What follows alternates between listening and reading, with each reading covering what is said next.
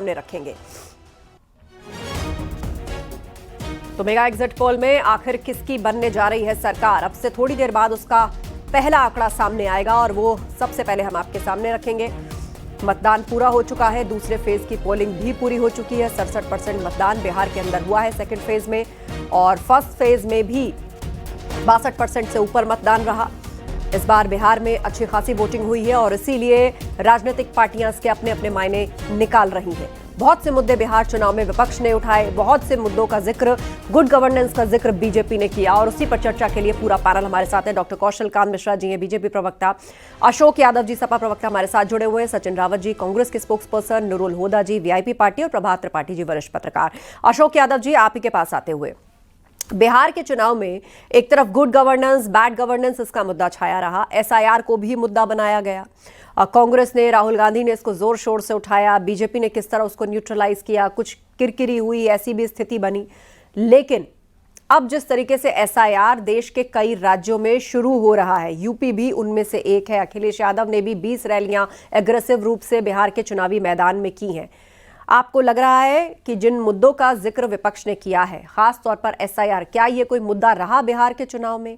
क्या इसने इम्पैक्ट डाला लोगों के ऊपर? आशा जी, आपने गुड गवर्नेंस और एसआईआर दो बातें मुझसे पूछी, और गुड गवर्नेंस का को अगर मैं छोटा सा आईना दिखा दूं तो ये 3 नवंबर 2025 का इंडियन एक्सप्रेस मेरे पास है, जिसमें लिखा हुआ कि crimes in Bihar has risen faster than the national average.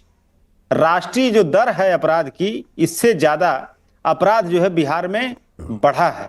ये डेटा की बात मैं कर रहा हूं। और दूसरा data SCRB, state crime record bureau का है, ये भी इसी अखबार में छपा था। The latest SCRB data shows that the number of crimes in Bihar rose in 2023 to 3.54 lakh.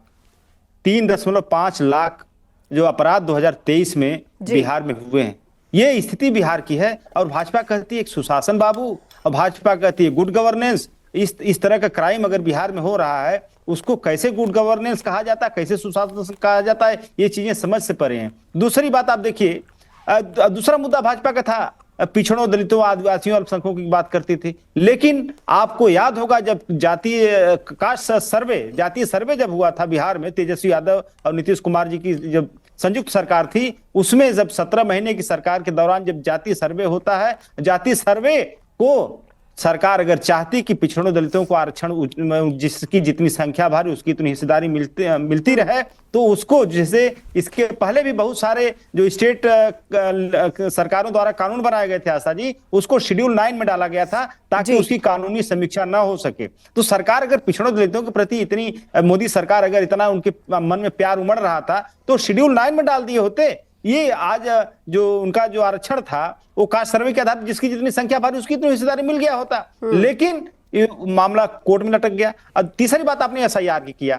ये एसआईआर मुद्दा क्यों है? मुझे आपने देखा होगा, राकेश सिन्हा जी समेत, चूंकि बड़े नेता इसलिए मैं उनका नाम ले रहा हूं, राकेश सिन्हा जी के तरह लगभग कई दर्जन ऐसे नेता थे भाजपा के जो कहीं दूसरे राज्यों में चुनाव डाल करके बिहार में आकर चुनाव डाले थे। तो ये मुद्दा चुनाव आयोग क्या कहता था? ज्ञानेश कुमार जी का मैं एक बयान सुन रहा था, उन्होंने कहा था कि कभी कभी एक व्यक्ति का नाम दूसरी जगह हो सकता है, लेकिन 2 जगह कोई व्यक्ति का वोट डालता है तो ये क्राइम है, ये अपराध है।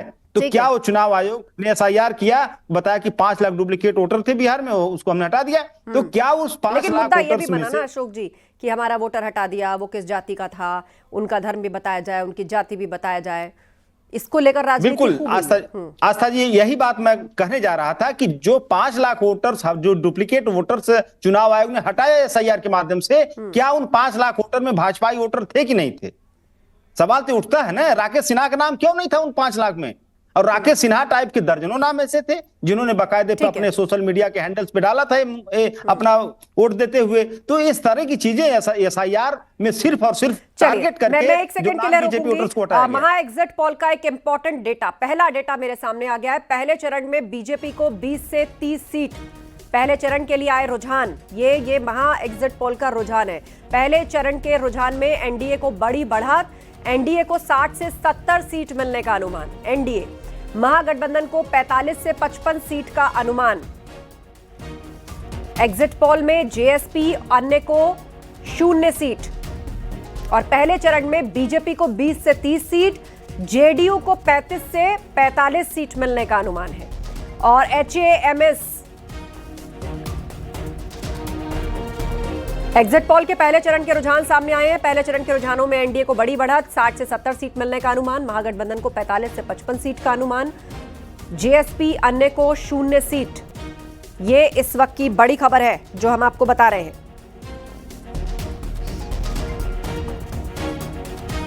तो बीजेपी 20 से 30 सीट, जेडीयू 35 से 45 सीट, एलजेपी 0 से 5 सीट मिलने का अनुमान। ये पहली फेज के आंकड़े हम आपको बता रहे हैं, ये रुझान है। आरएलएम 0 से 1 सीट। और महागठबंधन की बात करें तो उसके लिए भी जल्द डेटा सामने आएगा, हम आपके सामने रखेंगे।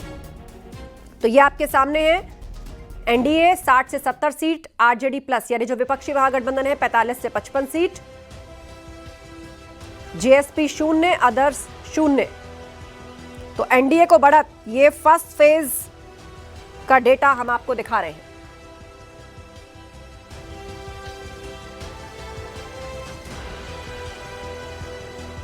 तो मेगा एग्जिट पोल का पहला चरण का रुझान हमारे सामने आ गया है। एनडीए को 60 से 70 सीटें मिलने का अनुमान है। इसके अलावा आरजेडी प्लस यानी कि जो विपक्षी महागठबंधन है 45 से 55 सीटें मिलने का अनुमान लगाया गया है। जेएसपी 0, अदर्स 0, यानी कि एनडीए बीजेपी जेडीयू प्लस जो अलायंस है 60 से 70 सीट, एक बड़ी बढ़त।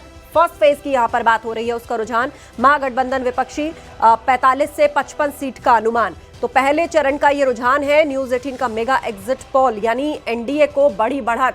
ये इस वक्त की बड़ी खबर है। और हमारे साथ गेस्ट पैनल लगातार जुड़ा हुआ है। सचिन रावत जी, आप ही का रिएक्शन, उसके बाद अशोक जी रिएक्ट करेंगे इसके ऊपर।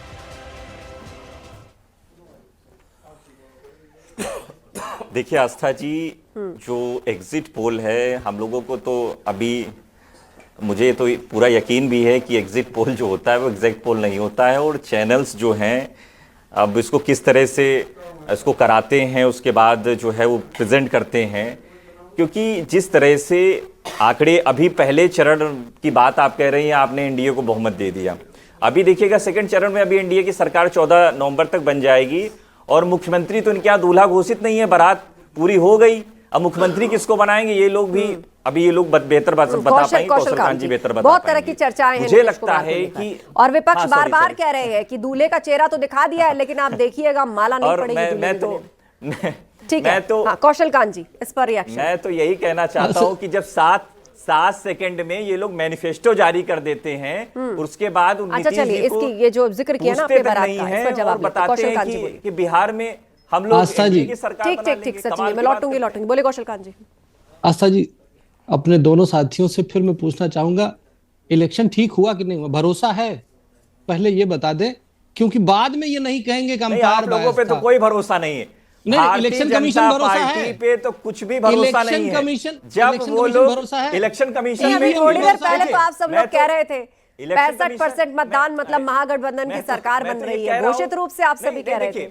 देखिए सुन तो लीजिए, मुझे अच्छा एक बार बात आ जाए, आप तीनों हाथ उठा रहे हैं, मैं आपका रिएक्शन लूंगी, लेकिन एक बार कौशल कांत जी को पूरा सुनते हैं। बोले कौशल, बोलने तो दो भाई। सचिन जी मैं आ रही हूँ आपके पास, एक बार रिएक्शन आ जाए ना। देखिए आप लोग 3 हैं और कौशल कांत जी अकेले, बोलिए। सचिन जी, मतलब आप सोचिए ना, अभी मैंने जैसे कि होता नहीं है कि सांप की पूंछ पे पैर रख दे।